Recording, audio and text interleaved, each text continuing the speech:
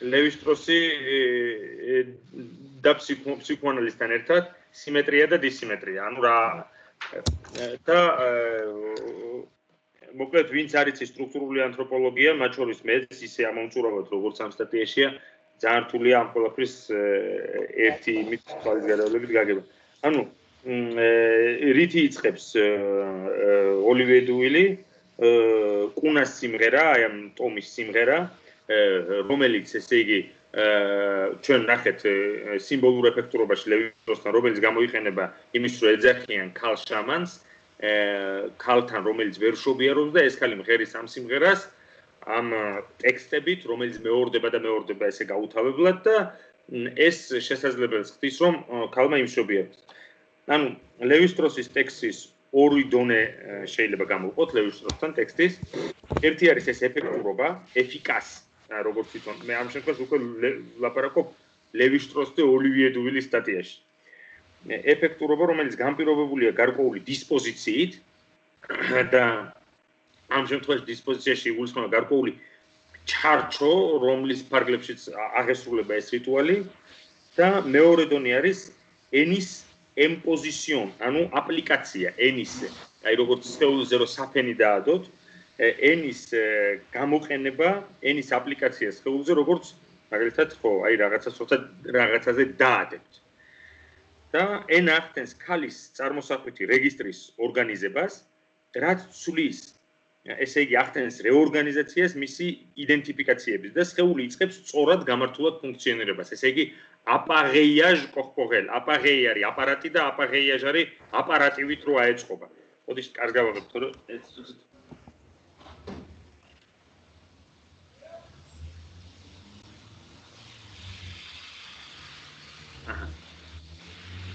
ანუ ხო, აფექტი მოქცეულია რეპრეზენტაციების ბადეში, ანუ ოლივიე ამბობს, ეს არის ლევი-სტროსის იდეა. აფექტური სფერო მოქცეულია რეპრეზენტაციების მიერ არის მოხელთებული, რომელიც უკვე შეიძლება ამ რეპრეზენტაციების წყალობით იქნეს გააზრებული. ანუ სხეულში მიმდინარე გარკვეული უმი არასიმბოლიზირებადი ბიოლოგიური პროცესი შეიძლება იქნეს რეპრეზენტირებული სწორედ იმის გამო, რომ ენა ხმა და მე ვნახავთ ეს მუსიკალურობა ხმის, მუსიკალიტეტი ლაგვა, ესე იგი ზემოქმედებს სხეულზე. ესე იგი, სხვაგვარად ოლივიე ამბობს, რომ საქმე გვაქვს მითოლოგიური კოდის ზემოქმედებაზე სხეულზე. ანუ ეს მითოლოგიური კოდი გავითვალისწინოთ, რომ მნიშვნელოვანია სტრუქტურულ ანთროპოლოგიაში, სადაც ძალიან დიდი მნიშვნელობა ენიჭება მითის სტრუქტურას, აგებულებას, ფორმალურ აგებულებას და კოდს, უფრო ვიდრე კონტენტს, იმიტომ რომ კონტენტი შეიძლება 1000-ნაირად დატრიალდეს, მაგრამ ერთი და იგივეს ლაპარაკობს. ანუ დედა მშობიარობს, აძლევს სამყაროს ბავშვს. არა იმიტომ რომ ეს მას შამანის თხრობის უკეთრად არა იმიტომ რომ ესმის შამანის თხრობის ტექსტი, ანუ ღესი, ანუ ერთი უკვე ოლივიე ამ სტატიაში რომ ერთი კითხვა ჩნდება უკვე თუ პრობლემატიკა. დედა ამ ბავშვს აჩენს, ესე იგი il donne au monde l'enfant, ესე იგი ის აძლევს სამყაროს ამ ბავშვს, უშვებს ამ ბავშვს. არა იმიტომ რომ ესმის შამანის თხრობის ტექსტი, აი მაგალითად როცა ჩვენ გვიყვება როგორც ბავშვს მაგალითად ესმის ზღაპარი, მაგრამ ჩვენ ვიცით რომ ეს აქ მახვილი ეცემა ხმაზე, მახვილი ეცემა სტრუქტურაზე და არა შინაარსზე, ამიტომ არის რომ მაგალითად კარგი მაგალითია ეს ახლა მე მოვიყვან ამას ბავშვი რომელიც მე-10000-ად გვეუბნება რომ მომიყევი კომბლე. ჩვენ ნამდვილად ვერ ვიტყვით რომ მას აინტერესებს კომბლეს შინაარსი. და რა მოხდით რომ როგორ შეიძლება 5000 ჯერ მოყოლილი ერთი და იგივე ზღაპარი გაინტერესებდეს, იმიტომ რომ შინაარსი ყველაფერი იცი, ხო?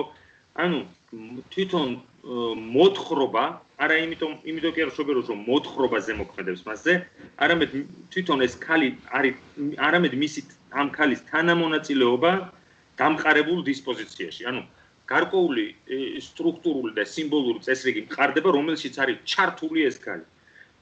ანუ მისი ჩართულობა. მას აძლევს შესაძლებლობას განიცადოს სუბიექტური გამოცდილება, სადაც სიმბოლური დისპოზიციების შეეწყობა, დალაგდება, გარკვეულ ურთიერთობაში შევა ფსიქოსომატურ არაცნობიერებას. ფსიქოსომატური ბრწყალებშია ჩასმული, იმიტომ რომ ნუ ჩვენს რო ლაკანიანელები ამ ტერმინს ცოტა სხვანაირი იმით უყურებენ სკეპტიკურად, ხო? ანუ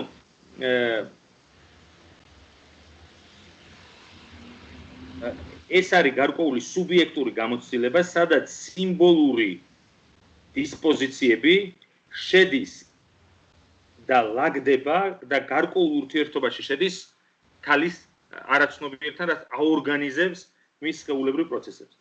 ანუ სხვაგვარად ლევი-შტროსის იდეა არისო, ამბობს, რომ სიმბოლო გამოხატავს სხეულებრივ პროცესებს, სხეულის ნაწილებს და ორგანიზმი გამართულად იწყებს მუშაობას.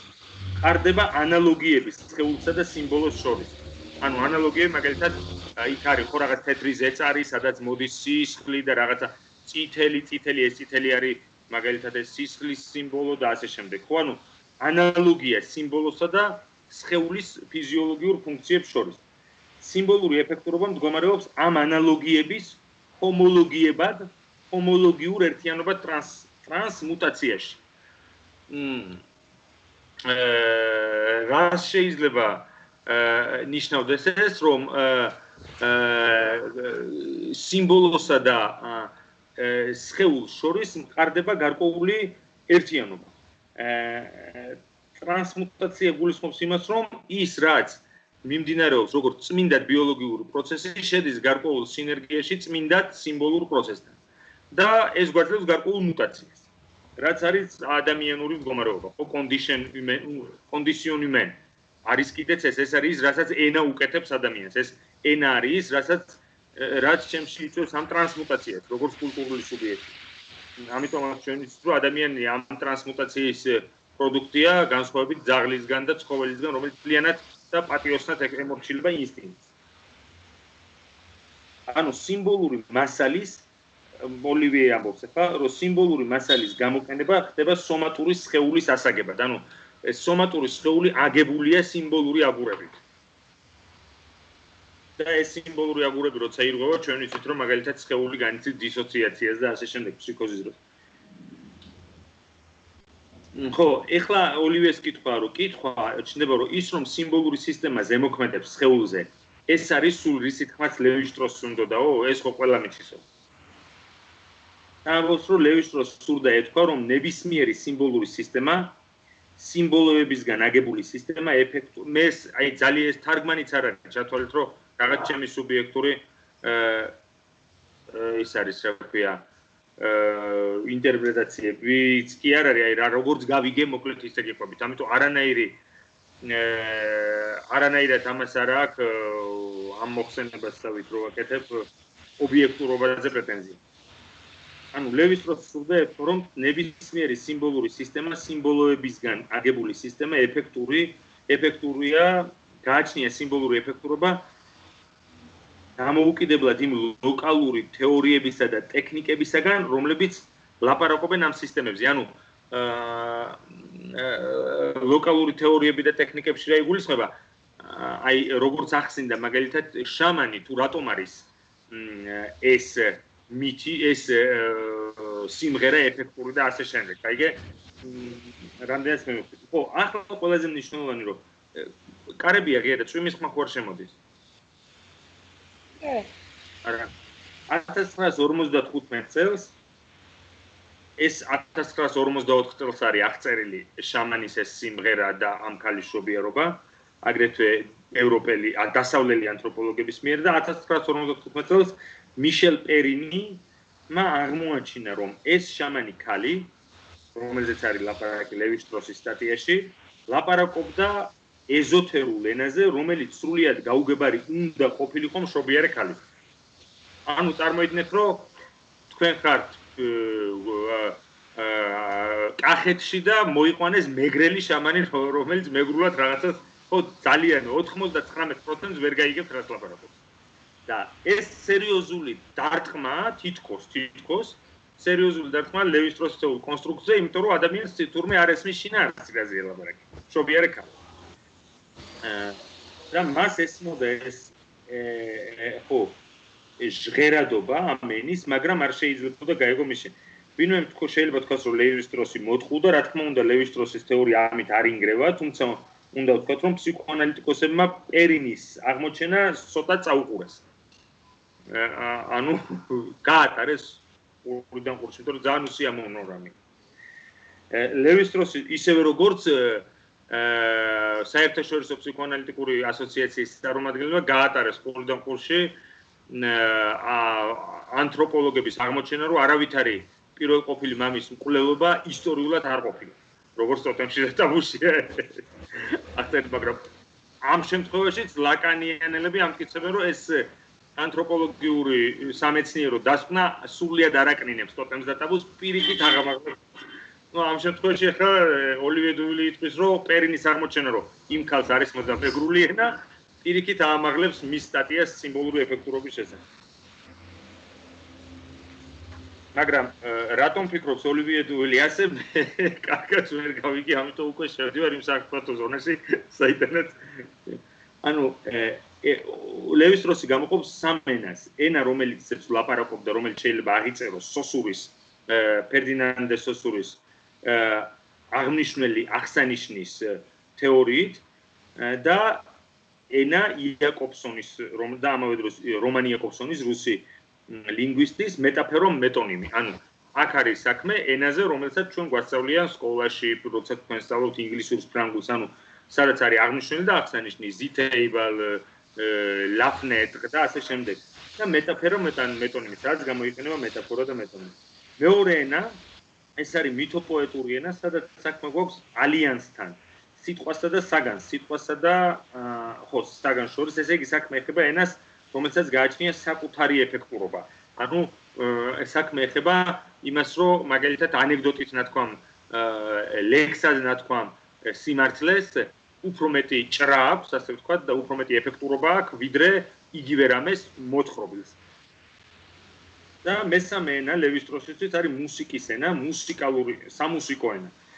ის რაც მნიშვნელოვანია სტროსისთვის, მითში არის არა მოთხრობა, ანუ თვითონ კონტენტი, არამედ მუსიკალურობის სისტემა, მუსიკალიტეტი, ესე იგი, რომელიც გამოკვეთავს, გამოაჩენს კონვერგენციას, გაუკეთებს ისევე და ისევ დამალავს და კვლავ წარმოაჩენს ანტაგონიზმებს. ანუ საქმე ეხება რას, რომ აქ მე მუსიკაზე და ამ პროზოდიაზე ლაპარაკობს ოლივიე დუვილი, რომელიც დიდი სპეციალისტი არის ხაშოს მუსიკის და ამიტომ საქმე ეხება მუსიკაში კონვერგენციებს, რაღაცას რაც იმალება, მე ისევ მეორდება, აი ორკესტრს როცა უსმენ სიმფონიურს და ასე. ანუ სტროსისთვის მითი არ არის მოთხრობა ან ზღაპარი შარლ პეროსან ძმები გრიმების სტილში. მითი მისთვის არის ბატარეა, ერთგვარი ნაკრები აღნიშნულების, რომელიც რაც შეიძლება შორიშორ, აი ეს ძალიან მნიშვნელოვანია.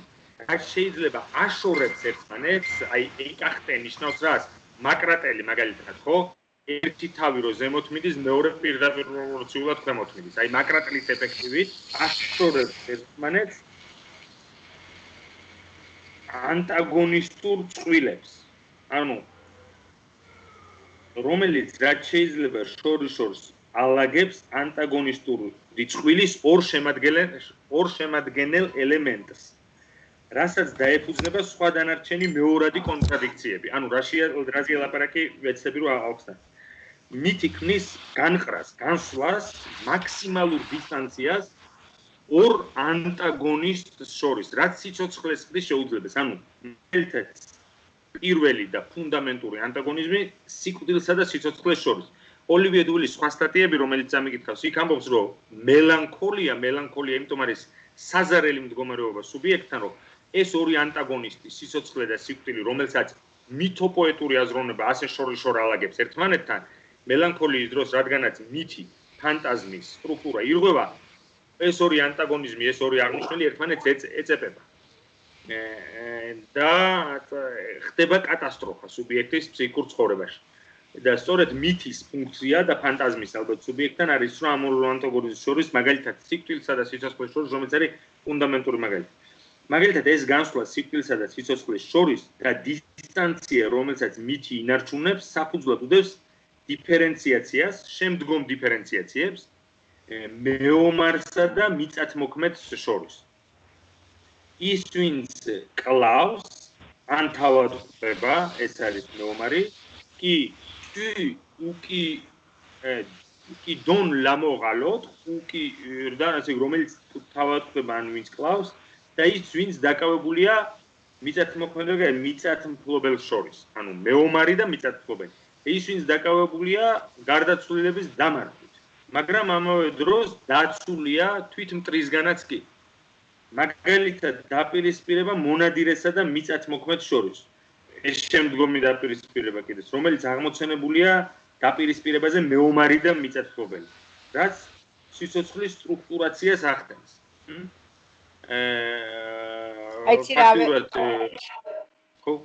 მან ბელადი და მეომარი იყო ეგ პასაჟი ვერ გავიგე.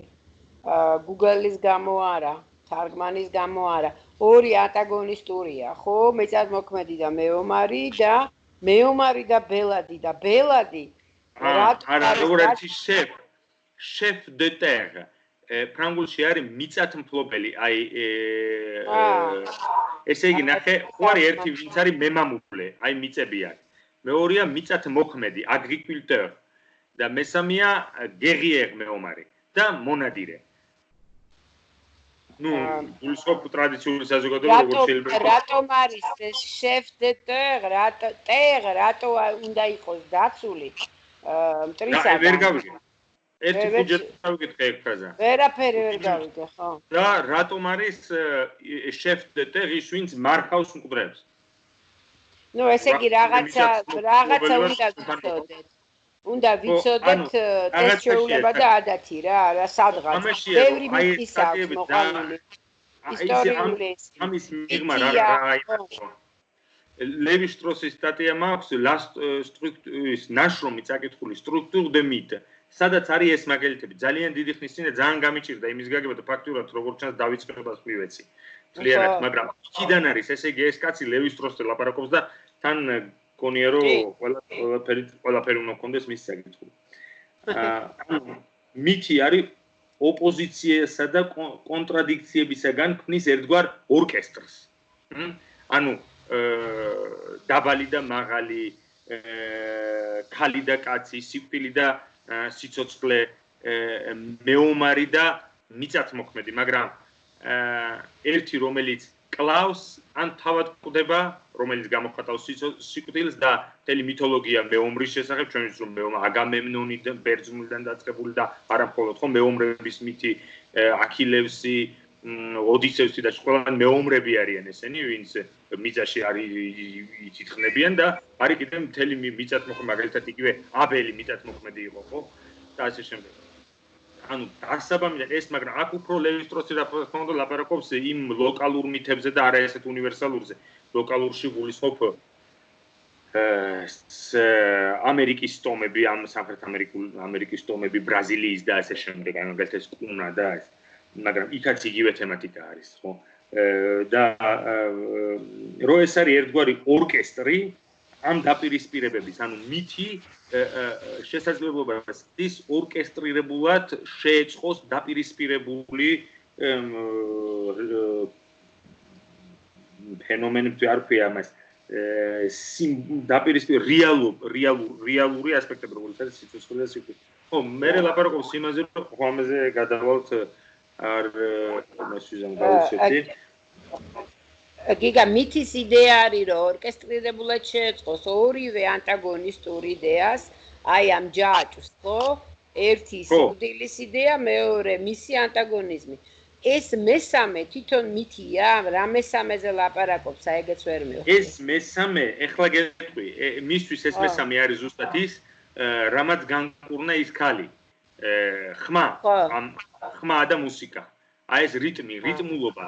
ესე იგი, რას ამბობს, რომ მითის ფორმალური სტრუქტურისაგან ნაშენი მილებში ირიგაციას ახდენს სიმღერა. ამიტომაც არის, რომ ყველა მითი ნამღერი, ყველა მითი არის ნამღერი, რიტუალიც არ არსებობს რიტმულობის გარეშე და სიმღერის გარეშე და ჩვენი რიტუალები და ნახეთ ეკლესიის რომელი რიტუალია. სიასნის ცოტა სიმკვეთრისთვის, რომ ესე იგი მითის დროს, აი ამ სიმღერის, მუსიკის მითის დროს ეს ორი ანტაგონისტური უნდა მაკრატელივით გავწიოთ ერთმანეთიდან, რომ არ მოხდეს მელანქოლია და არ მოხდეს დაღუპვა, სიკვდილი, და დაიღო. ხო, ესე იგი რომ არ მოხდეს ის რომ რა ქვია სიკვდილის სიცოცხლეს არ დაემთხვას ეს ორი ანუ ეს საშინელი აზელა იმის რითიც არის სტრუქტურირებული ჩემი სოციალური და კულტურული და ენობრივი რეალობა. ანუ მე უკვე ხომ არა აქ ძალიან მნიშვნელოვანი ეს კითხვები ფაქტიურად ეს მინდა რომ გაუგზავნოთ ხო რომ ეს მესამის განცდა და რას როგორ გძნობს ხო ესეთი მოაზროვნეა დუვილი ფაქტია ხო რომ თავისი ენით ძალიან მარტივად შეიძლება ეს ითქვას არ დაემთხვა ერთმანეთს არ ჩაერთოს მელანქოლია იმიტომ რომ თუ ჩაერთო მელანქოლია გვეკითხება კიდევაც ხო წარმოგიდგენიათო ეს დუვილი რა შეიძლება მოხდეს მაშინ ხო ნუ სიკვდილი ფაქტიურად ხო სიცოცხლე ვერ ძლებს აქ მელანქოლიას ახსენებს კიდეც ხო ანუ მითი არის ამ უდიდესი დაპირისპირებებათა პროზოდია ესე იგი ის უმღერის ამ დაპირისპირებებს ანუ პროზოდიაში რა იგულისხმება ეს სიტყვა ვნახე მე არ ვიცოდი ეს არის ვერაფერი ვერ ვნახე ნორმალური მაგ პროზოდიზე მითხარი მუსიკალური ტერმინია მუსიკალური თეორიის პროზოდია ნიშნავს ბგერების შეთანწყობას რომ იქ არის რაღაცა უნდა აწიო როცა მღერი ხარ ნიშნებით აქვს ნოტებზე წერია ეს პროზოდია რა სინამდვილეში და ეს არის მითი ასე თქვა ანუ რიტუალიც რომელიც სხვათა შორის სტრუქტურალისტებისთვის არის მითის მიზანსცენა რიტუალი არის მითის სიმბოლური გათამაშება მაგალითად ნათლობის რიტუალი არის იესო ქრისტეს ნათლობის სიმბოლური დადგმა ზიარების რიტუალი არის მთელი ამ უდიდესი ქრისტიანული ამ ასპექტის სიმბოლური გათამაშება მითის ყოველი რიტუალის უკან მათთვის დგას მითი ანუ რიტუალის როგორც მითის მიზანსცენა არ არის მითის პანტომიმა ანუ ის კი არ რომ ანუ ხელებით ვაკეთებ მითს უსიტყვოდ არამედ აქაც გამოიყენება რიტმი იქნებ მუსიკაც ამბობს ოლივიე დუვილი და ჩვენ ქართველებს მაგალითად შეგვიძლია დაუდასტუროთ რომ სწორედ ჩვენი რიტუალები მუსიკის თანხლებით ხდება ძალიან ბევრი და მთელი ეს არა მხოლოდ საეკლესიო საგალობლები ქართული ხალხური მუსიკაც ეხლა ნინო რამიშვილის და იმის ბალეტად გადაქცეული არ ვიცით მაგრამ ნუ მაგალითად გეტყვი რა აი მაგალითად ბატონები რო დამემართა წითელა ბატონები ბებიაჩემ თავისი და წამოიყვანა დასხდნენ მოიყვანეს მამალი შებმული ქონდა წითელი რაღაცები მთელი რიტუალები და სიმღერებად იმღერეს ფაქტიურად აი რა ფაქტიურად კი არა ეს იყო რასაც აღწერს ის ლევისტროსი რა რომ მოუოხოდ ბატონებსა ესა მერე მეორდება ეს სიტყვები მეორდება არ სიმღერის ფონზე გამუსიკებული არის განოტებული არის ეს მაგრამ მე მაინც წარმოვიდგინე რომ ეს მუსიკა რეალურად მღერას არ ნიშნავდა ენის მუსიკას ენის სიმფონია აი მაგას არ ნიშნავს არა სიმღერას არ ყველა ვარიანტში რა თმინდა ესა ხო მაინდა-მაინც ლევისტროსის იდეა მუსიკაზე როცა ბავში ამ ჰანგს მეტყველების მუსიკას უსმენს შინაარსი არ ესმის როცა უმღერის დედა სიმშვიდე იქიდან მოდის და სომატურად ამიტომ პასუხობს და არა ის რომ შენ კარგად იქნები ნანა დედის ნანა ხო სიმღერა არ არის ეს მერე შეიძლება იავნანა ვიმღეროთ უკვე როგორც სიმღერათო ეს არის რაღაცა ეგ არის რა დაჟე რო ილაპარაკო ლექსთა წყობა არის თავად სიმფონია ესე გავიგე მე ცოტა რთულია შეიძლება ჩასვლა მაგრამ აი მაგით კითხოთ რა ანუ ემოციურად რაც გადმოიცემა ამ ხმაში ეგ არის ხო მნიშვნელოვანი თუ არასწორად ხვდები ემოცია ერთი მაგრამ ამ ემოციას თავის სიმფონიური ლექსწყობა და ისა აქვს რა ნოტების უხილავი რიგი ესე გავიგე მე აი ამ ტიპის რაღაცა გავიგე აი არემ გავყვეთ და იქნება რამე მეტი სინათლე მარტო ემოცია ხო და ეს მინდა მაგას მე ვკითხოთ რა არის მუსიკაში რას გულისხმობს თვითონ ანუ რიტუალს არ ძალუძს მითის გაცოცხლება ანუ რაც ამბობს რომ რიტუალს არ ძალუძს მითის გაცოცხლება გერითი და ფონეტიკური სუბსტანციის გამოყენების გარეშე რომელიც აძლევს მითის მთხრობელს ის შინაარს, ესე იგი მაგალითად ლოცვის ტექსტს ისეთ რეზონანსს, რომელიც უფრო დიდ მნიშვნელობას იძენს, ვიდრე ამას სარიტუალო ტექსტი შეიძლება აღნიშნავდეს. ანუ რას ამბობს? რა თქმა უნდა. ანუ რას ამბობს? ნახე, კარგი მაგალითი მოყავს. ჩვენ მითსო რო ვკითხულობთ, რომელიც უკვე ბიბლიოთეკის შენობაში ვზივართ და მითს ვკითხულობთ დაკონსერვებულ აკადემიურ გარემოში, ამიტომ სწორია, იცი რა მე რა მიფიქრი, აი იუნგი, ფროიდი, რომელი ფსიქოანალიტიკოსი არა მხოლოდ ვინ არ შეხებია მითს და როცა მიხვალ სახლში და კითხულობ სოფოკლეს რომელიმე ტრაგედიას ან რამე, აი ფიქრობ, რომ ну и что, აი პაბალშომ არაფერი არ არის. არა თუ თეატრში სამაგიეროდ ხო და თეატრში მუსიკაც არის. ამიტომ ზუსტად რომ ზღაპარი, როდესაც ბავშვთან გინდა მიიტანო, უნდა даже წიგნი გადადო, ისე იკითხო. წიგნის კითხვაც კი აი ამ მუსიკას აფერხებს, იმიტომ რომ დაწერილი გარდაუვალობა, ყველაფერი იწერება, აი ამას ამბობს ლევი. ზღაპარში შინაარსი არ არის წამყვანი, ჩემი აზრით იმ ადასტურებს ის, რომ ერთი და იგივე რომ ბავშვმა უკვე სულ. როცა ვკითხულობ სხვა არის და მე რო გადმოვცემ, მე თვითონ აი ჩემუსი, აი ამას აი თუ შეგიმჩნევია ბავშვებთან რა, აი გიორგის ქონდა რა იცი, აი მაგალითად მივიდა და დევს რო შეესო რაღაცა სადგისი და ესეკნა. და აი მაგ მომენტს ელოდებოდა მთელი ზღაპარი და ეგ რომ მომენტი რო დადგებოდა თვითონ შეომძაფრდა. ანუ აბსოლუტურად რიტუალურად რა, არასდროს არ ჩაუგდია ის თვითონ აკეთებს. ეს აი რაღაც შამანის სიმღერასავით რომ იქ ეს უნდა აკეთოს. იმ ადგილას მუსიკა რა, იქ უნდა აუწიო. ხო და ძალიან აქ მოსმენელი რა რომ ავიდა ყველის მაგივრა ქვა იყო და ქვის მაგივრად ყველი და ნუ რა მე 15 ჯერ მოუყევი კიდე უნდა. ძალიან საინტერესო ბავშვებთან უფრო ჩანს ვიდრე ჩვენთან. ანუ ესე იგი ვინ არის შამანი? ამბობს ხლა ეს ოლივიე დუვილი. ის ვინც ლაპარაკობს მკვდრების, აი ეს ძალიან გაუგებარი პასაჟი იყო. აი მან მე მეგონა რომ ლაკანისეულ მკვდარზე ლაპყრელობაზე ლაპარაკობდა, ოიდიპალურ მკვდარზე როგორც წინაპარზე. ხო და არ არის მან რაც წეღან შენ წახსენე რა ქვია, ოიდიპალურის მკვლელობა. ხო, არა, ანუ რომელიც ლაპარაკობს როგორც ჟღერადობას გარდაცვლილთა ენას, ანუ ლაპარაკობსო გარდაცვლილთა ენით. ანუ თითქოს პარები ლაპარაკობენ, ანუ ბუტბუტის რაზე აკეთებს? ბუტბუტზე დუდღუნია ეს რაც არის, გუდელიწყო ბუტბუტებს. ეს არის ერთი ბუტბუტი, ხო, რომელიც გვახსენებს პირველად ძალადობას. პირველ მკვლელობას, აი შენ სწორად თქვი. იგი შამანის ხმაური, შამანის განურჩეველი ლუღლუღი არის ერთგვარი ორაზროვნება, რომელიც განსხვავდება ნათელი კომუნიკაციური ენისგან, თქვა და ქმნის ორაზროვნებას, უნდოვნებას, რომელიც ინტერპრეტაციისაკენ მოგვიხმობს. და ეს რაღაცა ბუტში რას ამბობს, რომ თითქოს ეს ძუძღუნი მალავს რაღაც არქაულ ჭეშმარიტებას პირველადი მკვლელობის შესახებ, რაღაც ძალადობრივს. ეს სხეული შეპყრობილია სიჩუმით. მოცულია და დამარცხებულია სიჩუმით. ძალიან მაგარი პასაჟია და ეგ ძალიან საინტერესოა. აი ეს ძალიან ისეთი რთულია აი იმ დღეს ხო მაგაზე. ამიტომ შამანმა უნდა გააჟღეროს ეგ სიჩუმე. შამანი versus აი ეს სიჩუმე, აი ესე გავიგე მე. და ეს სიჩუმეში ლაპარაკობს მიცვალებული ან პირველადი და ოიდიპალური. მე მქონდა ლაპარაკი ამასთან დაკავშირებით.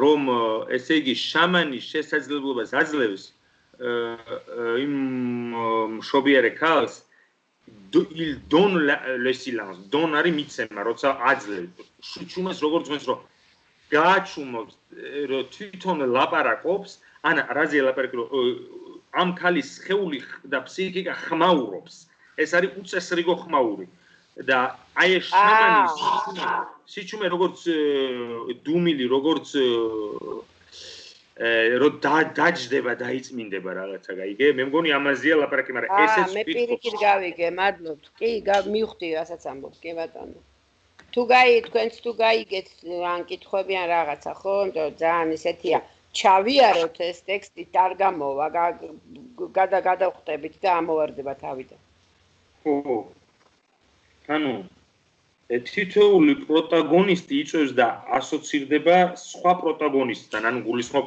მაგალითად სიკვდილი და სიცოცხლე, მიწათმოქმედი და მოომარი. შამანის ხმა და ასე შემდეგ დაუსრულებლად. და შამანის ხმა აჩუმებს სხეულში წარმოქმნილ ხმაურს. ეს ესე მივხვდი მე და ასე დავწერე, თორე კი ბატონო, კარგი, მაგას სამყაროს ხმაურის ადგილი აღარ არის, ანუ სამყაროს ხმაურის ადგილი აღარ არის სხეული, ანუ ჩემში აღარ ბიოლოგიური, ასე იგი, რეალობა აღარ ხმაურობს. სხვათა შორის ეს შეიძლება ილინკება რაღაცნაირად ფროიდის სილანს დორგან, ორგანოების სიჩუმე. და ფროიდი ამბობს, რომ როდესაც და ამბობს ღეფულემან ორგანული განდევნა, ორგანოების განდევნა ნიშნავს იმას, რომ ვლაპარაკობ, ჩემი კუჭი, რაღაცეები მუშაობს, მე არ მესმის, მაგრამ როგორც კი ადამიანი ავად ხდებაო, რაც ამბობს ფროიდი, ორგანო იწყებს დისფუნქციონირებას, ეს ორგანოების სიჩუმე ირღვევა და მე უკვე მესმის ჩემი გული. მაგალითად, გულის გადანერგილი ვისაც აქვს, ან სტენდი ვისაც აქვს ჩადგმული, უცხო სხეული ვისაც აქვს, უკვე ეს სიჩუმე დარღვეულია, თორე ჩვენ ეს კიდე როდის ხდება, ზოგი ამბობს, რომ თავი მიდევს ბალიშზე და ყურში მესმის ჩემი გულის ცემა. ეს სილანს დორგან, ეს ორგანოების სიჩუმე დარღვეულია და შამანი ისევ აჩუმებს. მართალია, შენი ვერსია, არ გაგიგია ეგეთი რამე, არ ვიცოდი სად მქონდა ღვიძლი და დამელაპარაკა რამდენიმე ხნისთვის. ხო, და სად მქონდა არ ვიცოდი. ეგ არის ორგანოების განდევნა და სიჩუმე ორგანოების და უცბად თურმე მქონია ღვისის ესეც და ესეც და საბოლოო ჯამში და ისევ შამანმა უნდა გააჩუმოს, მინდა რომ ჩავწვდე რა, იმიტომ გიშლი ხელს ახლა ბოდიში. არა, მივხვდი, არა, ეს le don d'un silence qui ne fait pas gouffre. ის აძლევს ამ სიჩუმეს, მაგრამ ეს არ არის სიჩუმე, რომელშიც გუფხარი რა აი უსკულში რო ხრელში რო ჩავარდები რაღაცა ორმოში. აი ეს არის ის სიჩუმე, რომელიც გბურავს და გაგიჟებს, ანუ სარიელი სიჩუმე არა. ანუ ხა აგრძელებს, რომ თუ სტრუქტურალიზმი ეფუძნება ბინარულ დაპირისპირებებს, მაშინ ხმა როგორც სიმბოლური ეფექტურობის მთავარი მედიუმი არ იწერება და ის ასრულებს სიმბოლური მესამის როლს, ხო? ანუ რას ამბობს, რომ ეს ბინარული დაპირისპირებები ძალიან ფრაჟილ არისო და ეს ხმა, როცა ემატება ამას მითში ხმა, ასრულებს სიმბოლური მესამის როლს, რომ ამან გამოგვიყვანოს წარმოსახვითი ბინარული დუალისტური ურთიერთობიდან. ეს მესამე ხო ყოველთვის სიმბოლურია, იუნგისთვის მეოთხეა, ხო ძალიან მნიშვნელოვანი მეოთხემდე. ფროიდიანელებისთვის და ზოგადად ლაკანიანელებისთვის მესამეა იუნგიც. ხო, მესამე. მე პაციენტი, არც მე არც ის, ორივე ერთად და იქნება რაღაც მესამე. ეს არის ტრანსცენდენტალური ფუნქცია იუნგში. ხო, მესამე. ხო და ამიტომ ეს მესამე ეს მესამე არის ეს ხმა ასე გავიგე მე ყოველ შემთხვევაში. ბატონო, როგორც გაიგე, მე ვიწერე ხა ძალიან მაინტერესებს. Ce fond de don de silence que le corps va s'absenter de sa résonance première. ამ ისეთი ფრაზებია გამოყენებული, ბაკა, რომ ასეთი ფრანგული ენა, როგორ უნდა იცოდე მშობლიური ენა, აი ორიგინალში ვინც დაიგითხავს ამ სტატიებს, უბრალოდ ახსოვანებას იწვევს, მაგრამ ანუ ეს არის ამ გაზრდება ამ კასპენიეს. Ce fond de don de silence. ამ სიჩუმის, რომელიცაც სიჩუმის შესაძლებლობას რომ აძლევს შამანი. ამ ფონზე შეუძლია სხეული გაჩერდეს და სხეულში გაჩერდეს პირველყოფილი რეზონანსი. ანუ თითქოს ამ ვიბრაციებს აჩერებს ჩემში, აიგე, მაგრამ ძალიან აი ფრანგული ვინც იცის იმისთვის ვიტყვი, ესე იგი c'est sur ce fond le fond, ესე იგი ფონი, c'est sur ce fond de don de silence que le corps va s'absenter de sa résonance première. ანუ ისეთი რამეა, რომ ლაკანი ისვენებს. აი თქობა ვიფიქრა შევეჯიბრებია. და ამ დროს იქმნება შამანსა და პაციენტს შორის ბგერითი სარკე, ნუ ხო არის ხატისმიერი სარკე და ბგერითი სარკე, რომ შენი სხეული ჩემს ბგერებს აირეკლავს. მაგრამ საქმე რეგრესიასთან კი არ გვაქვს, არამედ პროგრესიასთან. ნუ რახან ბგერას ეხება საქმე, შეიძლება კაცმა იფიქროს, რომ მარწევ ამ ხმით და გინდა რომ წამთიშო. მაგრამ არა, ანუ მაგალითად ერთი და იგივე მანტრის გამეორების დროს ომ როზიან ჩვენი მენეჯერები და უნდათ რომ მედიტაცია გააკეთონ. ხო შეიძლება რეგრესივდე მაგ დროს რა, მაგრამ აქ ამ შემთხვევაში ამ ხმას სიმბოლური დატვირთვა აქვს. პირიქით გამოყავხარ ამ პირველადი ქაოსიდან. და აქ გადადის ლაკანის აი ამ ცნებაზე, რომელსაც ქვია ლალანგ. ანუ ლა არის არტიკლი, ლანგ არის ენა, მაგრამ ლაკანი ამბობს ერთად აერთებს ამ არტიკლს და ანუ ლანგ და ამბობს ლალანგ ერთად. როგორ? თქვი ანუკა. არა, ბაბაკა მიკითხა რაღაცა და უპასუხე მერე ვიტყვი. არა, ეს ლალანგ ერთხელაც ახსენეთ და მუსიკას გულისხმობს თუ რა არის? არა, გეტყვი. თქვი ანუკა შეიძლება ანუ ცოტა ხნის წინ კითხულობდი, ჩემი ანალიტიკოსი მუშაობს სმენა დაქვეითებულ პაციენტებთან და აი ამ ლალანგზე აქვს ძალიან საინტერესო სტატია. ხო და ჩავაგდებ ჩვენ ჯგუფში და რა ვიცი თუ დაგაინტერესებთ, წაიკითხეთ თქვენს და თან აი ფსიქოანალიზისთვის სანიშნულოვანი ფენომენი ან რაზეა ლაპარაკი, რომ ეს არის ის პირველადი ენა, რომელიც დედასა და ბავშვს შორის არის. აი საქმე ეხება რას, რომ დედა, აი როგორ ჩემი ულა რაღაცა ეს ლალანგ. აი ჟღერადობაზე გავამახვილა, რომ ეს არის ის ენა, რომლითაც არ ელაპარაკებიან, არ ზრდასრულს და დაჟე წლინახევრის ბავშვსაც აღარ ელაპარაკებიან, 1 წლის ბავშვსაც აღარ ელაპარაკებიან. აი ეს არის ის რაღაცა ჟღურტული, რომელიც დედასა და შვილს შორის ყარდება რა და რომელიც აუცილებელია იმის, რომ ამას დაეფუძნოს მერე ენა. და აი ამ ლალანგთან ახსენებს უბრალოდ. მაგრამ უბრალოდ კი არ ახსენებს, რაღაცის გამო ახსენებს, რა კონტექსტში ვიყავი. მითი არის ერთმანეთზე გადაკერებული ნიშნები, რომლებიც ქმნის აღნიშნულებს. ანუ ბრიკოლე რა არის, იცი, ბრიკოლე ფრანგულად, აი როცა რაღაცას ავიღებ, ერთს რაღაცას მეორეზე მივაკერებ და ასე ჭირკედელაობა არის ბრიკოლაჟი. ბრიკორამა, იმიტომ ქვია იმას, ბრიკორამა, მაღაზია როა. ხო, ბევრი ისინი რა ამბობენ. ანუ ბინარული დაპირისპირება, მაგალითად, სიკვდილი და სიცოცხლე, როგორც რეალურის რეგისტრის ორი ბოლო. თავად ეს დუალიზმი უნდა მიუერთდეს სიმბოლურ მესამეს, მაგალითად, მიწათმოქმედება აპირისპირებს სიკვდილს და სიცოცხლეს, მაგრამ ეს ბინარული კონტრადიქცია მესამე სიმბოლური ელემენტით ვყარდება ნადირობა. ანუ რაში ესე იგი საქმე რომ ნადირობა, რომელიც მოიცავს ორივეს, ეს არის ორივეს. სიცოცხლესაც და სიკვდილსაც, ესე იგი კლავ, იმიტომ რომ ჭამოდა ვიცოცხლე. კლავ სიცოცხლისთვის. აი ეს არის მესამე. საშინელი დესიმბოლიზაციას განიცდის ის საზოგადოება, რომელიც ეწინააღმდეგება ხორცის ჭამას, ნადირობას და ამ ყველაფერს, იმიტომ რომ სხვათა შორის ძალიან მნიშვნელოვანი რაღაცა ნადირობა, აი მე მაგალითად ნადირობდა ძალიან უდიდესი რამეა, ნადირობა ეხა არის უბრალოდ რაღაცა ადრე ხო სასიცოცხლო მნიშვნელობა ჰქონდა და არის რაღაცეები, რაცაც ქვია ნანადირევი, წერი, ხოხობი, ქედანი, 1000 რამე, ხო? რასაც ვეძახით, ჟიბიე ფრანგულად, ნანადირევი. ჯიჩ რუსულად. და არის რაღაცა, რაც ამ ანუ რაც არ შედის ამ სიმბოლურ ნაკრებში. აი მაგალითად მიმინო მაგალითად. არ მოკლადი რაღაცაა. არწივი, კოდალა, რაღაცეები, რაც ადადან და ბაბადან არავინ არ კლავს არსად, უნივერსალურად არ მოკლადია. მე ერთხელ მოვკალი მიმინო, შემთხვევით. ნუ მაშინ კი ვიყავი 14 წლის და მახსოვს, რომ გულის რევა მქონდა და ვარწევდი.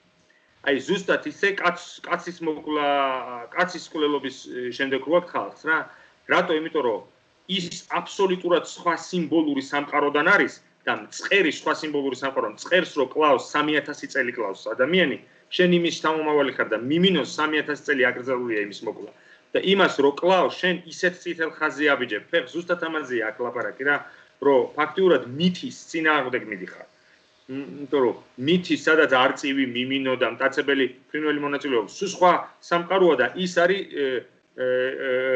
აი ეს შასერ ანუ ის მესამე ელემენტი რომელიც სიცოცხლესა და სიკვდილას გულისხმობს მწყერს რომ მოკლავ და სოკოების საკრეფად რო წახვალ და სათევზაოდ რო წახვალ მაგრამ კოდალას რომ მოკლავ საშინელებაა იგი ან თქვათ მაგალითად ქალაქის მტრედი რომ მოკლა ქალაქში რომ მტრედია რა ეს არ მოკლადი ისინი სადღაც ამაზეა რა ლაპარაკი მიახლოება ანუ მითის შინაარსი ზღაპრის ფსიქოანალიზს ძალიან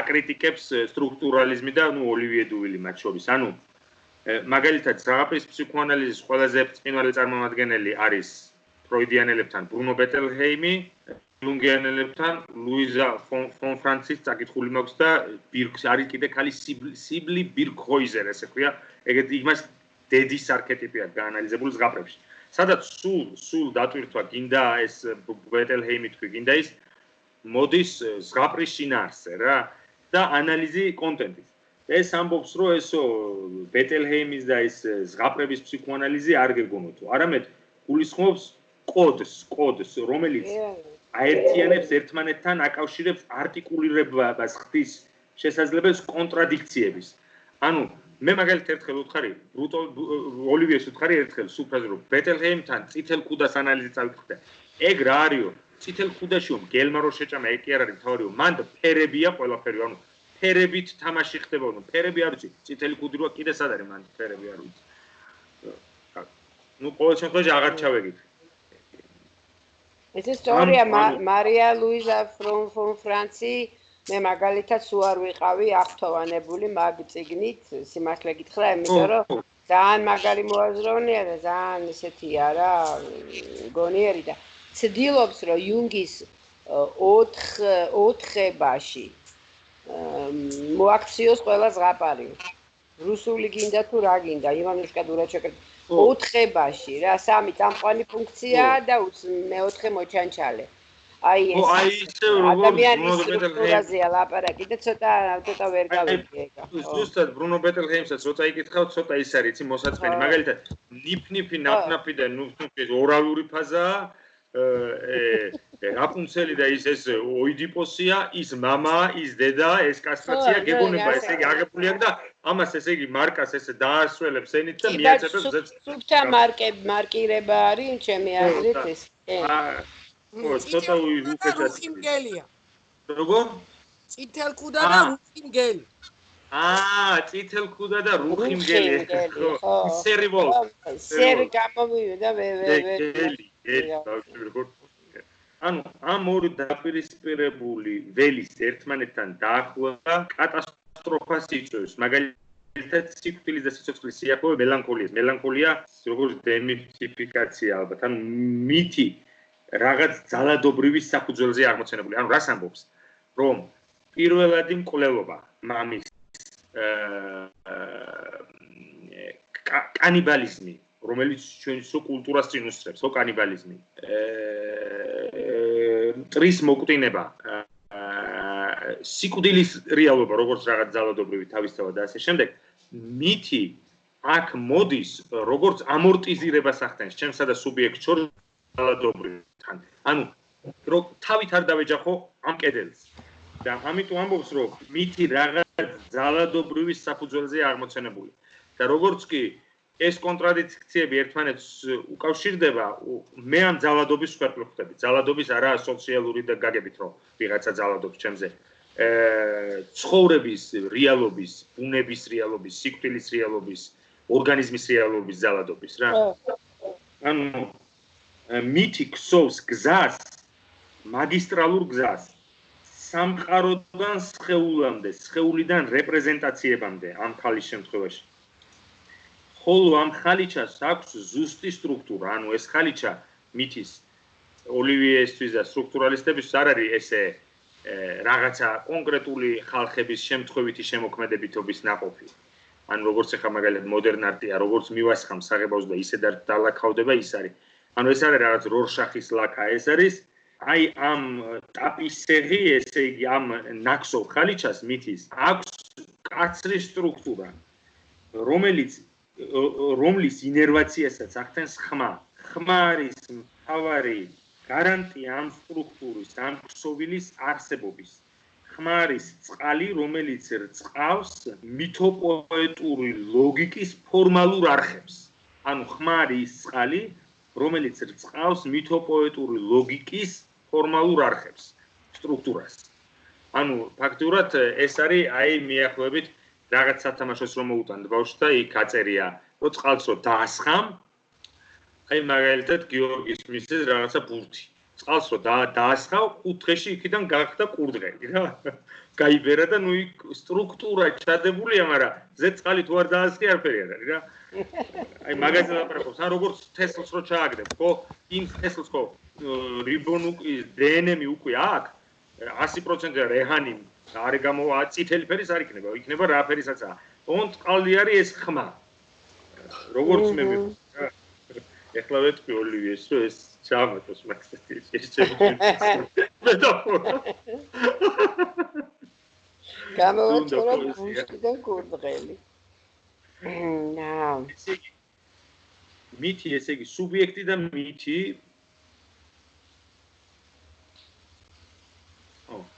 ბინარული დაპირისპირების ძალადობა. მათი ქმნის ერთგვარი სიმფონიას, მითი ქმნის ერთგვარ სიმფონიას, რომელსაც ედება ხმა. გადავედით ახლა მეორე სტატიაზე, ასე უცერემონიოდ, მეორე რომელიც აი ძალიან სწრაფად წავიკითხე და ბევრი რამე ვერ გავიგე. ეს გასაგები იყო რამდენადაც მე მაქვს ამის განცდა რომ გავიგე და ისე იქაც ანუ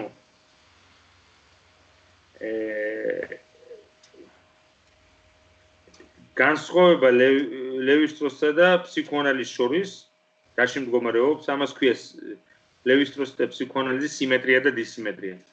ლაკანისთვის და ლევი-სტროსისთვის პირველყოფილი ორდის თეორია არის მითი. ანთროპოლოგებმა არ მიიღეს ამ აქტის ფროიდის კონსტრუქციის რეალურობა. ანუ ანთროპოლოგებმა თქვეს, რომ ეს შეუძლებელია, რომ ესე მომხდარიყო, რომ ერთ დღეს პირველყოფილმა შეთქმულმა ძმებმა მამრი, რომელიც განუსაზღვრელად ტკბებოდა ყველაფრით, მოკლეს და შეჯამეს. მაგრამ პროებერმა მას უწოდა ვითომ ისტორია და თან ხაზი გაუსვა, რომ ნებისმიერი ზღაპარი ან მითი მოიცავს ფსიქოლოგიურ სიმართლეს, ბირთვს და მათ შორის საქმე იმაშია, რომ ეს ფროიდიანული მითი პირველყოფილი მამის კვლევების შესახებ აბსოლუტურად გასაგებს ხდის კანონს, წესრიგს, აკრძალვას, ბრალის გრძნობას, ტოტემის, ტაბუს, რელიგიის არსებობას და ასე შემდეგ. ფაქტურად რომ არა ეს მითი სხვა არაფერი არ შეიძლებოდა რომ ყოფილიყო ამის ამხსნელი. ასე ასაბუთებს ეს როგორც არასდროს ფსიქოანალიტიკური ანთროპოლოგია აღიარებს ფროიდის მონათხრობს. როგორც ფსიქოლოგიურ ჭეშმარიტებას, ხო? და არა როგორც ეთნოლოგიურ ისტორიულ ფაქტს. თავდაპირველად იყო აქტი. ანთროპოლოგიაც ამას ადასტურებს. ფროიდი ამით ასრულებს ნაშრომს ტოტემი და ტაბუ, რომ პირველად იყო აქტი. ანუ პირველად იყო მამის მკვლელობის მხეცური აქტი. პირველყოფილი ძალადობა. რომელსაც დაეფუძნა მერე მთელი ეს ბრალის გრძნობა, მთელი აკრძალვები და ის რომ ძალადობას აღარ ვაკეთებ მე. რიტუალები წარმოადგენენ, ანუ აქ მთლიანად ეს ტექსტი ეფუძნება ტოტემს და ტაბუს და ერთის მხრივ და მეორეს მხრივ ლევი-სტროსს და ამიტომ ტოტემი და ტაბუ რახან კომპლექსური ნაშრომი ამაზე არც ვისაუბროთ. დღეს უბრალოდ აი რაც მე გავიგე იმას რიტუალები წარმოადგენს აქტების და არა რეაგირების. ანუ აქტ ერთია და აჟიღ როგორ იქნება ინგლისურად თქვა? მოქმედება. აქტი და მოქმედება. მოიმოქმედო, აი რომ მოიმოქმედებ. აჟიღ ნიშნავს აჟიღიან, მოიმოქმედო და აქტი არის ჩაიდინო. მართალია ეს მოიმოქმედო ერთია და ჩავიდინო მეორე, რა ჩაიდინე შენ? სხვა როგორც წესი ყოველთვის დანაშაულთან არის ხოლმე. და აქტს ჩაიდენს ადამიანი, ესე იგი რიტუალები წარმოადგენს აქტების და არა რეაგირებების თანმიმდევრობას, რომელთა მიზანია პირველადი ძალადობის სიმბოლური გახსენება, მოსაგონარი ამ ძალადობის. ანუ ყოველი რიტუალი, ასე ვთქვათ, ერთგვარად პირდაპირ თუ ირიბად უკავშირდება ჩადენილ ძალადობას. ეს არის მოსაგონარი, ესე იგი სახსოვრად ამ ძალადობისა. მაგალითად, იესო ქრისტეს ჯვარცმა და რა ქვია, ზიარების რიტუალი როგორც სახსოვარი ამ ძალადობის, ვთქვათ, მამის კვლელობის. რეალური ოპერაციები, რიტუალური ოპერაციები, რომლებიც გამუდმებით შეგვახსენებენ პირველად მკვლელობას, ძალადობას, აფუძნებს რა სოციალურ კონტრაქტს და ლიბიდოს ხდის დაკავშირებით. ანუ რა ხდება, რომ ეს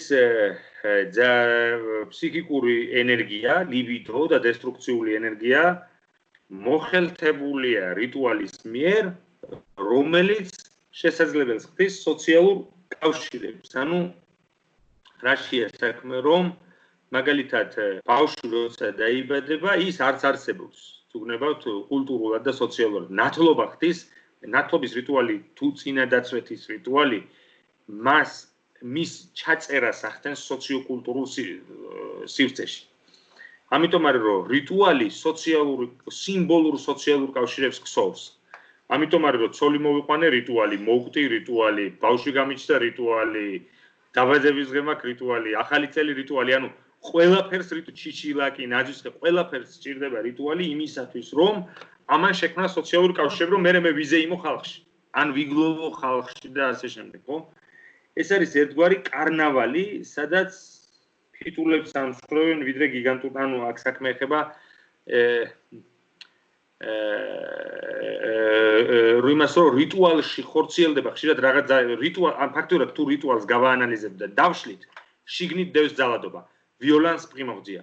მაგალითად, სხვერპლშეწირვის რიტუალი. სხვერპლშეწირვა რა არის, რომ ადამიანი არის ჩანაცვლებული ცხოველით, რამაც კაცობრიობას და ცივილიზაციას დაუდო საფუძველი. თორემ მანამდე შეიძლება და ადამიანი შეეწირებს, ხო? ანუ ამ სხვერპლშეწირვის რიტუალებში კიდე ყველაზე კარგად ჩანს. ამას სხვათა შორის მორის გოდელი არის ესეთი ტიპი, რომელიც ამას ამბობს. ამ კვლელობამ მოუტანა სიკვდილი ადამიანს. ანუ ესე იგი, მას შემდეგ რაც ადამიანმა მოკლა მამა, ბრალის გრძნობა გაუჩნდა დროის კონცეფტი და ის რომ მოკვდავია თვითონ. ანუ კვლელობამ სიკვდილთან გამეგობრა ადამიანმა თორე სიკვდილი არსებობს. და შედეგად გაჩნდა რა სიკვდილი, გაჩნდა თაობითი გენერაციული წესრიგი. ანუ მე რომ მოვკვდები, ჩემი შვილი დარჩება, ჩემი შვილი რომ მოვკვდება, იმის შვილი დარჩება. ანუ შემოდის რა, ანუ სიმბოლური წესრიგის მხარდება, წინაპრების. შვილი, მამა, ბაბუა და ასე შემდეგ. ანუ სიკვდილმა, რომელიც გაჩნდა მკვლელობის შედეგად, დააფუძნა თაობათა ჯაჭვი. მაგრამ ამ თაობების უკან რო წავიდეთ, ფროიდისთვის, ლაკანისთვის და ხო, ფროიდის და უკან რო წავიდეთ, იქ არის მკვლელობა. ანუ ჩვენ ყველანი ვართ მკვლელების შთამომავლები.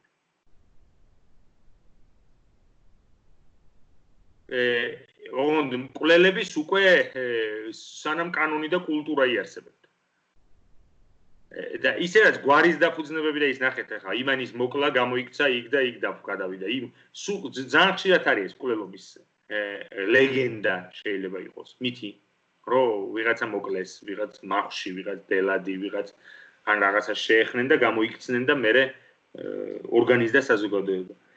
ანუ მკვლელობის შემდეგ ჩნდება ერთდროულად ტოტემი, ამ ჩადენილი მკვლელობის შემდეგ ჩნდება ტოტემი და ტაბუ, აგრეთვე თანადროულად სიმულტანემა ამ ახალი სიმბოლური საყრდენებზე ჩნდება დასაფლავება, სეპულტუხ, დასაფლავება, დამარხვის რიტუალი, აი მაგალითად, რო სწავლობენ ნებისმიერ ცივილიზაციას, პირველ რიგში სწავლობენ, როგორ ასაფლავებდნენ თავიანთ მკვლელებს, სამაროვნები და თელიან, ხო?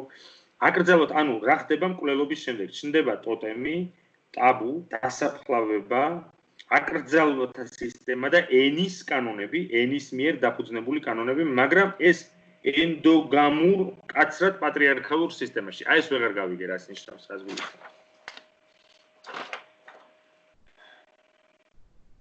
ამ ყველაფერს ასეთი წარმოშობა შეიძლება აიხსნას რაიმე ისტორიული დინამიკა. არ შეიძლება აიხსნას და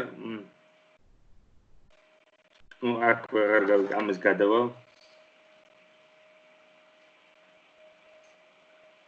ხო, აქ კითხვა სვამს, რომ ფროიდის ტოტემი და ტაბუში აი ეს ყველაფერი შეიძლება წავიკითხოთ, რომ გავიგოთ, როგორც ურთიერთსოლიდარ ეს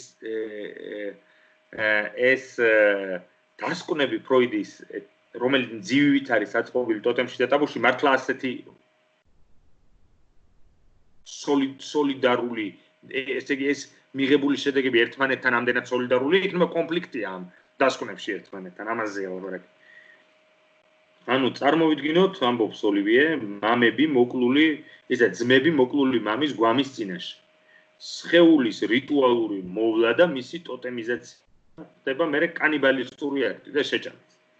მამის შეჭმით და მონელებით მათ შექმნეს მამობრივი, აი ეს მნიშვნელოვანი ასპექტია მომეწონა სხვათა შორის და მარტო ამის გასაგებად ღირდა ამ სტატიის საკითხვა. ანუ მამების შეჭმით და მამის მონელებით მათ შექმნეს მამობრივი სუბსტანცია. მამის სუბსტანციალიზაცია მოახდინეს. ისინი წარმოადგენენ მამის ფაბრიკანტებს. ანუ გადაამუშავეს მოინელეს რა მამა, მათ შექმნეს მამის სუბსტანცია. ანუ ერთია რომ მამამ მოკლეს და ჩაიდინეს ეს აქტი და გაჩნდა ბრალის გრძნობა და გაჩნდა ასე შემდეგ, მაგრამ ლაკანის თავს კითხვას ბრალის გრძნობა როგორ გაჩნდაო? თუ კი ბრალის გრძნობას საფუძვლად კანონი უდევს, ანუ ეგ კიდე სხვა საკითხია გადავალთ. მაგრამ მე შეჭამეს ეს მამა. საქმეც ამაშია და ამას და ყველა ზეიმი საბოლოო ჯამში ფროიდისთვის არის ზეიმი მამის მკვლელობით მიღებული ეიფორიის. ნახეთ ქელეხები და ასე შემდეგ, მაგალითად გურიაში ქელეხზე არ შეიძლება ხორცის ჭამა. მაგალითად მამა ჩემი რო გარდაიცვალა, მამა ჩემი და საბერძნეთში იყო და პირდაპირ ესე ვერ ვატყობინებდით. ხო, როგორი ადექიდე დაურეკე ხო უნდა ვიღაცა მივიდეს იქ და რაღაც. და გურულები მეუბნებოდნენ გურიაში, რომ შენ ამდენ ხანს არ ეუბნები, ვაგერ 3-4 დღე გავიდა რაც მამა შენი გარდაიცვალა და იმან რო იქ ხორცი ჭამოსო, ვაშინ რა ხდება? მე ახლა ასეთი პრობლემებით არ მაწუხებს თავში, მაგრამ ნუ ყოველ შემთხვევაში მივხვდი რაზეც არის ლაპარაკი. გურიაში ამიტომაც ქელეხზე ხორცის ჭამა არ შეიძლება, იმიტომ რომ იმას კბილს აჭერ იმ პირველად პრიმორდიალურ მოკლული მამის გვამს. და მაგრამ კახეთში და აღმოსავლეთში შეიძლება. რატო? იმიტომ რომ იქ სიმბოლურ წესრიგშია მოხელთებული, იქ საკლავია. იქ ის კი არა რომ წავედი და ხორცი ვიყიდე და მოვიტანე ქელეხში. საკლავი იკვლება მათი უკვე რელიგია ამის სიმბოლიზაციას ახდენს მათი სულებისთვის და პაპა ჩემი რო გარდაიცვალა აქეთ მაგალითად აღმოსავლეთში ბონდუა ერთი მაგარი მკვლელი ძროხების და ცხრების ხო და იმან თქვა რომ ცხვარი რო უნდა დავყოთო მყარს ცხვრის სუნი მისდისო გაიგე იქ უკვე მითიფიკაციას განიცდის ხორცი და გურიაში არა იქ ვეგეტარიანულია ფუ ხორცს როგორ შევჭამო ქელეხზეო გურული იტყვის ეგ ანეკდოტი რო ერთი ხო იცი გურიაში როგორ ხდება ვინც ყოფილა გურულ ქელეხებში პრასი ლობიო ნუ ლობიო ისეთ უგებრიელეს საკეთებენ რომ ხარშლამა არ მივა ისე რა ქვია ტარისგან გაკეთებული კახეთში ხო და პრასი და ეგ და გურული ქელეხი არის რომ იწყება ნახევარ საათში მთავრდება რა თამადა მიაყრის სარგრძელოებს ამ ვინც დახვდება იქ იმის და შო რა ნახევარ 40 წუთი მაქსიმუმ გაგრძელდეს აი ესეთი მსუბუქია რა და ხალხი იშლება და დანს რაფათ მიდის ჭამაძეს მან და გურული ჩავიდა კახეთში რა გარდაეცვალა იქ ვიღაცა და იქ ქელეხზე ჩავიდა და ნახა რომ ჭამეს ეს ღვინოც საკლავიც ყაურმები ხაშლა ყველაფერი იყო მე შილა მოვიდა მეორე დღეს მე ბოზბაში იყო და 3 დღე გულაობს რა და კაცი აგანა უნდა გქნებოდა ჩვენთან კი არა თქვა გაიგე და ყოი ანეკდოტი ხო ანუ კარგია რომ კახეთში ხდებოდეს ხალხი აქ უფრო სამხიარულოდ მიდის ეს საქმე ანუ ეს სუბსტანცია მამის სუბსტანცია რომელიც მამის შეჭმით იქმნება მისი პრიმორდიალური გადასასვლის წყალობით სუბიექტის სხეულში და სოციალურ სხეულში ნახე ეს სანიშნულოვანია ეს სუბსტანცია მისი მამის პრიმორდიალური გადასამსვლის წყალობით მიღებული სუბსტანცია სუბიექტის ამ ძმების და სოციალურ სხეულში ისეთი სუბსტანციების ცირკულაციას უწყობს ხელს, რომლებიც დედობრივი ობიექტებისგან განსხვავდებიან. ანუ გესმის, რომ მე მამა მყავს შეჭმული, ოდესღაც აქ ლაპარაკია ძმებზე, კაცებზეა ლაპარაკი ამბობს. ეს ნიშნავს იმას, რომ მე იმუნიზირებული ვარ ანტისხეულებით, რომ დედა ვერ გადამსანსლავს. ანუ რაღაცა ისეთს ვატარებ, რაც აღარ არის დედობრივი და რაც არის კულტურული. ანუ ისე იქმნება სოციალური კავშირები, ის რაც მამაკაცებს აერთიანებთ, არის სუბსტანციური მამა. მამის სუბსტანციალიზაცია, რომ მათ აქვთ ნაჭამი ეს. ანუ ტოტემური სადილი სწორედ მამის სუბსტანციალიზაციის კონტექსტში უნდა გავიგოთ. ლეღეპა ტოტემი, ტოტემური სადილი. თვით და მე ამიტომაც არის აკრძალო, რომ ტოტემის შეჭმა არ შეიძლება, არც მოკვლა არ შეჭმა. თითოეულ აღებულ და შეიძლება ითქვას, რომ გურია უფრო ტოტემისტურად მოაზროვნია, ვიდრე იგივე აღმოსავლეთი და კახეთი, სადაც ძროხა და საკლავი შესაწირია და არა ტოტემი, რომელსაც ხელი არ უნდა მოკიდა და ამნაჭა. მაგრამ სამაგიეროდ ტოტემი მცენარედ შეიძლება იყოს და გურიაში აშკარად ტოტემური მცენარე არის ლობიო, იმიტომ რომ ყველა სარიტუალო, გურიაში ყველა სარიტუალო სუფრის ნაწილი არის ლობიო. იმის სარგოს ერთი ამერიკაში წავიდაო კაციო, აქო ისწავლა ლობიოს გაკეთება, წავიდა იქ გააკეთო და დარეკაო, თავის მაგას დაურეკა. მაინც არ გამომივიდაო ეს ლობიო, ძალიან გემრიელი და რა აკლიაო ამასო და მტარი აკლიაო, მტარიო იმათ. ანუ ქელეხის ლობიო გემრიელად იჭმება. რატო? რა, იმიტომ რომ სიკვდილი ორალური კანიბალისტური ტენდენციების აქტივაციას იწვევს და ამიტომ კარგად ჭამს, მტარი როა.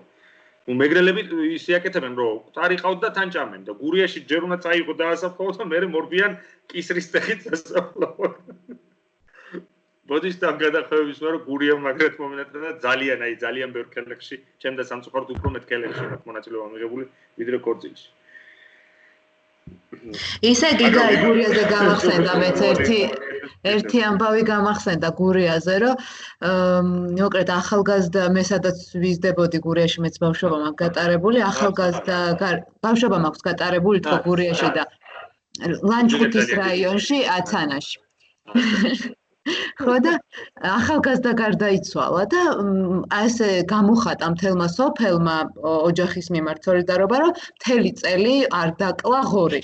და მაგათთვის ეს იყო ძალიან დიდი პატივისცემის ხო, არ დაკლეს. თორე მათთვის აი ღორის ხო, მაგის ცხოველი გურიაში კალანდა. მაგის მინდა კალანდობას ისე აღნიშნავენ ეგენ, რომ მაგათთვის ეს ძალიან მნიშვნელოვანი დღესასწაული არის და აი ღორის არ დაკლა, იყო აი გლოვის უმაღლესი გამოხატულება მაგაცა.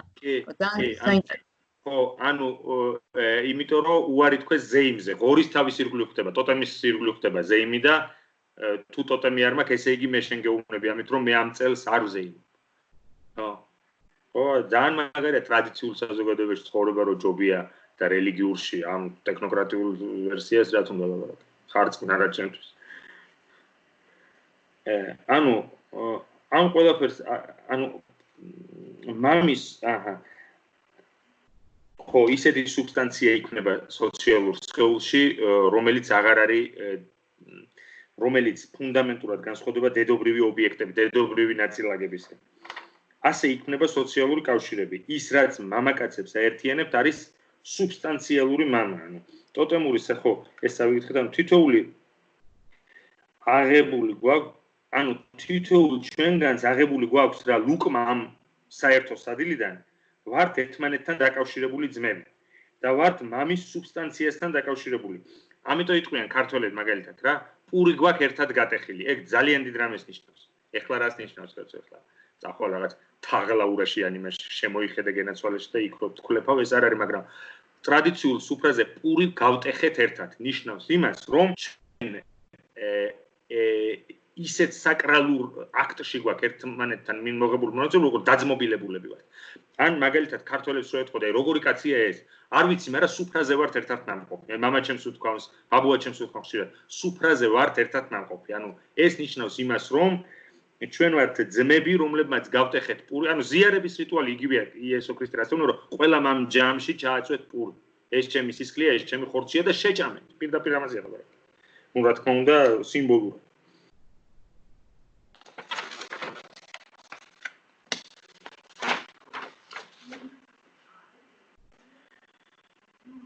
ანუ ის რაც სოციალური კავშირების მამის სხეული აღარ არის გვამი, უსასრულობამდე გახრწნილი, ან სწორად ოლივე დუვილია და ტოტემური შეჭმა დაკარგულ ობიექტს ამაღლებს და აქცევს მას სოციალური სხეულის აქტიურ საყრდენად. მამა განაწილებული კი არა, მამა აღარ არის რაღაცა, რაც ნაწილ-ნაწილ დაჭრეს და შეჭამეს. არამედ შექმნილია ენვანსიონ, როგორც როგორ იქნება ქართულად ენვანტე შექმნა აღმოაჩინა. მოგონილი, ხო. მამა მოიგონეს, შექმნეს შვილებმა. ფაქტურად მამა არის შვილების შექმნილი და არა შვილები მამის. ამ ბიოლოგიურად და სიმბოლურად პირიქით. ფუძნდება კანონი და სოციალური წესრიგი. ამგვარად აღიმართება ინსტანცია, რომლის სახელითაც ფუძნდება აკრძალვები, რომლებიც აწესრიგებენ და აორგანიზებენ ურთიერთობების ქსელს, ღეზო და სოციალურ რეციპროკულობას ხდიან შესაძლებელს. ბრალის გზნობა და მონანიება, განდევნა არის საკუთარი ოპერატორი. ფროიდი ეძებს განდევნის ისტორიულ მიზეზს. ანუ რა ინტერესებს ფროიდს, რომ გასაგებია, რომ ჩვენ განდევნით ყველანი. პატარა ოიდიპოსი, როცა კი უკვე შედის განდევნაში, ხო, მაგრამ თავიდან რატო განდევნა კაცობრიობამ? რა განდევნა თავიდან კაცობრიობამ? რატო წარმოიშვა არაცნობი ეს არის ფროიდს? ყალიბდება ახალგაზრდა მამის კვლელ ძმათა საძმო. ჩნდება ხელშეკრულება სოციალური, ხო, იწერება ისტორია ბრალის ზნობასა და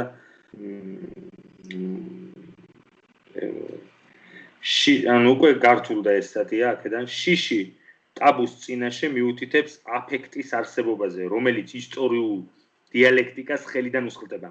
არა დიალექტიზირებადია, ანუ შიში ტაბუს წინაშე, რაზეა ლაპარაკი, რომ მე რომ მოვკალი მაგალითად ის მიმინო და გულისრევა მქონდა, ეს რაღაც ისეთი ნარჩენია ჩემს არაცნობიერში, რომელიც არ არის დიალექტიზირებული. ანუ ისტორია განულოცლებმა, ასწლეულებმა, მაგრამ მე როცა მაგალითად მკვდართან შეხება, ტაბუ ხო ძირითადად შეხებაზეა, ობსესიური ნევროტიკი ხო ამის ამიტომ არის ჯვარცმული, რომ სულ ყველგან ტაბუ არის, აქ არ შევეხო, იქ არ შევეხო, ამას ხელი მოვკიდე, ახლა იმას თუ მოვკიდებ და შემდეგ როცა ტაბუ რა არის, როგორ აღწერს ფროიდი და ეთნოგრაფები, რომ თავზარდამცემი შიშს აღძრავს ჩემში ტაბუ. აკრძალულია. და ეს ნიშნავს იმას, რომ ეს აფექტი, რომელსაც ტაბუ იწვევს ჩემში, ეს არის რაღაც, რაც ისტორიულ დიალექტიკას ხელიდან დაუსხლტა. რადგან მიერთებულია ისეთ ხსოვნას, მეხსიერებას კი არა, ხსოვნას, პირველადი ძალადობის მოგონებებთან არის დაკავშირებული. ანუ ტაბუ ამ მნესტიკური კვალის აქტივაციას და არადიალექტიზირებადი აფექტის აქტივაციას იწვევს. სიმბოლური მკვლელობის გავლით აღესრულება, რეალიზდება და აფექტის მნიშვნელობები, რომლებიც ყოველთვის რაღაც ნამდვილზე მიგვანიშნებს. ხო, ანუ ეს აფექტი შფოთვის ფობიური ობიექტი, მაგალითად, ერთია ტაბუ, ტოტემი და ტაბუ. ტაბუ არის ობსესიურთან არ შეეხო, ხელი დაიბანე და ასე შემდეგ. ტოტემი არის მაგალითად ფობიურთან. ცხოველის შიში, ძაღლის შიში, პატარა ჰანსთან ცხენის შიში. ეს ნიშნავს, რომ ეს შიში, რომელსაც იწვევს ჩემში ტაბუ, გულისხმობს იმას, რომ რაღაც ნამდვილს ეხება საქმე, ანუ მიგვანიშნებს რაღაცა ნამდვილზე. აი რუსული ანდაზე რო ვთქვათ, ნებივაე დიმა ბეზაგნია. რაღაცა უკან არის ამ ამბის. გაიგე?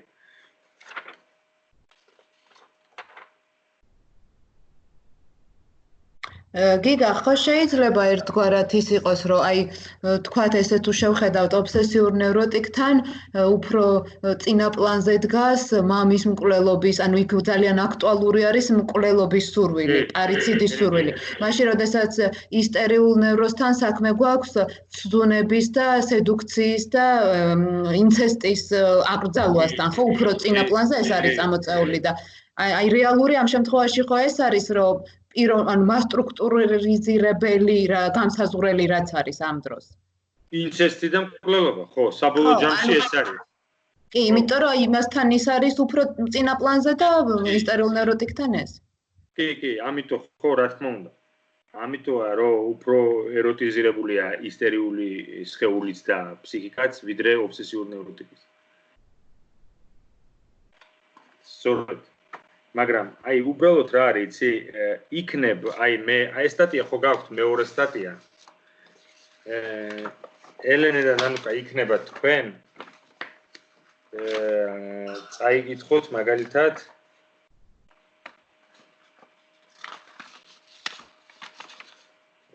აი 3-4 გვერდიდან მე ლევისტროს ავეკლაკან. თუ გინდა სულ წაიგითხეთ და აი ლევისტროს ავეკლაკანიდან რა კითხვებიც გაგიჩნდებათ ფორმულირება რო გავუკეთოთ, იმიტომ რომ მე რო წავიკითხე კითხვებიც არ გამიჩნდა. ისე სწრაფად წავიკითხე რომ ვერ გავიქე, ანუ რა. კი, ანუ ეხლა რასაც ყვებით აქამდე. ეგ მაგისთვის ოლივიე არ არის საჭირო, არც ლაკანი, არც ლევისტროს. აქამდე სულ ყვებით ფროიდს. ანუ და ამ სტატიის, ну, ფროიდს ლაკანიანელების პირით მოყოლილ ფროიდს. და ლევისტროს ავეკლაკან ამ სტატიის 1, 2, მესამე, მეოთხე გვერდზე ლინკი როა იქ Facebook-ზე. მეხუთე გვერდზე იწყება ის რაში შეიძლება ჩვენ ოლივიე დაგვეხმაროს იმ სემინარზე და იქნებ თქვენ წაიგითხოთ და 1-2 კითხვა გამოაძვნოთ. რომ გაუხარდეს, იმიტომ რომ ჩვენ ხა ტოტემზე და ტაბუზე რაღაცა ვკითხოთ, თითქოს მაშინ წაიგითხეთ ფროიდიო. იმიტომ რომ და რაც მას ეხება ის მე ვერ გავიგე და დანარჩენი ეხლა ეს ყველაფერი არის კელეხი და შეჭამე და ის ფროიდი. ანუ ფროიდი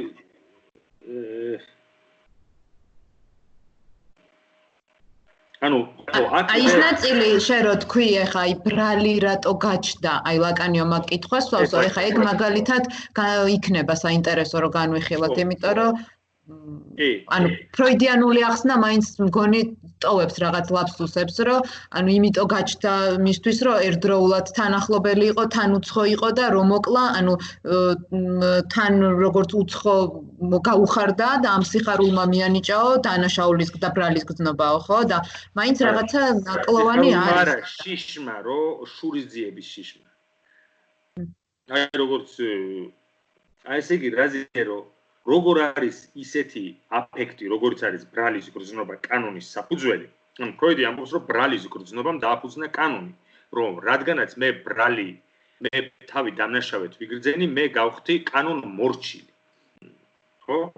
კი და მაგას ამბობს ფროიდი გიგა, რომ ანუ ანუ უძველეს დროში აი ამ პირველ ყოფილმა ადამიანმა პირველად რომ დაკარგა თავისი ვთქვათ, საყვარელი ახლობელი განიცადა როგორც ტკივილი, იმიტომ რომ დაკარგა ახლობელი, ასევე განიცადა სიხარული, იმიტომ რომ ის მისთვის ამავე დროს უცხოც იყო. ანუ ორივე იყო, როგორც ახლობელი, ასევე უცხო იყო. ანუ და მაგაზე ამბობს, რომ ამან განავითარა მე, აი ამ სიხარულის გზნობამ გამოიწვია ბრალის გზნობა. ანუ ახლობლის სიხარულით გამოწვეულ არა, ბრალის გზნობას უკავშირებს მკვლელობის აქტს, რომელიც ჩაიდინეს ძმებმა. აი სტატია გახსოვს რომ განვიხილეთ სიკვდილის აქტუალობაზე, სიკვდილის დაომის აქტუალობაზე. აი მან ამბობს რომ ანუ სიხარულმა რომელიც მან განიცადა ახლობის დაკარგვით ამანაც ერთგვარად უბიძგა მას რომ გამოეგონა რიტუალები და გარდაცვლილთა სამყარო, იმიტომ რომ ბრალი გაჩნდა მასში.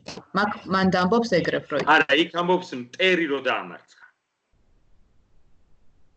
მგონი არ ვიცი არ მახსოვს ნახდათ არ მახსოვს იქ იმ სტატიაში როგორ რაღაც არა ბრალის გზნობის ფსიქოგენეზი მთლიანად ოიდიპოსს არის დაფუძნებული და ტოტემის და ტაბუს აი ბოლო ნაწილად სადაც კლავს რა მამას რო კლავს რომ ბაბალაშვილმა რატომ უნდა გახარებოდა? არა. იმიტომ რომ ანუ მაგას ამბობს რომ ანუ როგორც ანუ ველური იყო ჯერ კიდევ და როგორც ახლობელი იყო ისე უცხოც იყო მისთვის ის ვისთან ერთადაც ცხოვრობდა. ხო შეიძლება აი პასაჟი უბრალოდ არ მახსოვს იქიდან, მაგრამ უბრალოდ მიახლოებით გრძნობ, მაგრამ არ მახსოვს საერთოდ. ალბათ ეგრეც არის. ანუ და აქ ეს კითხვა ზუსტად ნანუკა ლაკანის რომ როგორ არის ისეთი აფექტი, როგორიც არის ბრალის გრძნობა კანონის საფუძველი და პირველ საწყისი, მაშინ როდესაც ვამბობთ, რომ სწორედ კანონი მისი გაშინაგნება წარმოადგენს ბრალის გრძნობის წყაროს. ბრალის გრძნობა საიდან გამიჩნდება თუ ნეზაკონა ფსიქოპათია. ან პირველყოფილი ტიპი. მოვკალი და რატო გამიჩნდა ბრალის გრძნობა? იმიტომ გამიჩნდა, რომ კანონი ამოქმედა ჩემში. ესე იგი, მაგრამ ფროიდი ამბობს, რომ ბრალის გრძნობა რომ მაქვს, ამიტომაც მე მივიღებ კანონს და აკრძალვას მკვლელობაზე. ლაკანი ამბობს, რომ კანონის გარეშე რამ გააჩინა ბრალის გრძნობა. აკრძალვის გარეშე რამ გააჩინა ბრალის გრძნობა. სწორედ ესე რომ ბავშვთან ბრალის გრძნობა იმიტომ ჩნდება, რომ ის აკრძალვის სუბიექტი. ისე უკვე ნევროტიკია ბრალის გრძნობა რო აქვს ბავშვს, აკრძალვის სუბიექტია. ფროიდისთვის აკრძალვა ბრალის გრძნობას ეფუძნება. მისთვის არაცნობიერში კანონი არტიკულირებულია იდეალიზირებულ ინსტანციასთან, რაშიც ლაკანი ხედავს წმინდა სუფთა აღნიშვნას. ანუ ფროიდის კონსტრუქტი არ ერთგვარად სიმპტომს ქმნის, რომელიც გულისხმობს განურჩევლობას, ანუ ოლივერიას ამბობს, რომ ფროიდი ვერ არჩევსო კანონს როგორც იმპერატივს და კანონებს შორის განსხვავებას. კანონები უამრავია, ხო? აი ეს არ მიითვისო, არ ისქნა, ათიცნება, მაგრამ არის კიდე ერთი კანონი, თავარი კანონი, ხო? მამის სიმბოლური კანონი, სიმბოლური მამის კანონი და ფროიდი ლაკანიანელების კრიტიკა არის, რომ ფროიდი ურევს სიმბოლური მამის კანონს მამის ფიგურების წესრიგით. მაგალითად, ბელარუსიაში არის ლუკაშენკოს კანონი. და ადამიანი იმიტომ არ არის კანონის სუბიექტი, რომ კონსტიტუცია ხელში უჭირავს ყოველდღე და შეგნით კითხულობს რა წერია. რაღაც სხვა კანონი მუშაობს და ფროიდი ურევს კანონს კანონებში. ამიტომაც, ესე იგი, რომლებსაც ტრანსცენდენტული ბუნება არ აქვს, ამ კანონებს არ აქვს ტრანსცენდენტული ბუნება, მაგრამ იმპერატიულ კანონს, იმიტომ რომ ის მკვდარი მამიდან მოდის. მაგრამ ეს კანონები უზრუნველყოფენ სუბიექტის სოციალიზაციას. ამიტომ ბავშვს ვასწავლით ესე მოიქეცი არ დაარტყა, არ წაართვა და ასე შემდეგ.